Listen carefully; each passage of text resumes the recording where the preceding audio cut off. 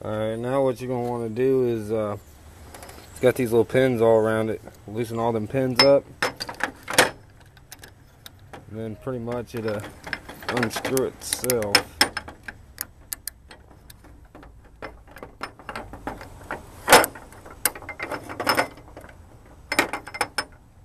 Well, it works better when you unscrew it.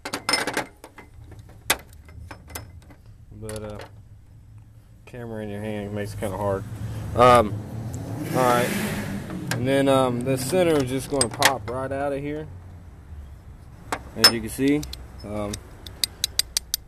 bearings just junk.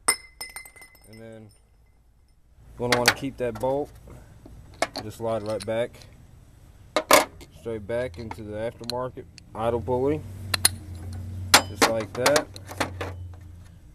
Reattach, spindle it down, tighten it up, and then from here you would just replace it right back onto the shaft, and put your Serpentine belt back on, and good to go. Thanks for watching.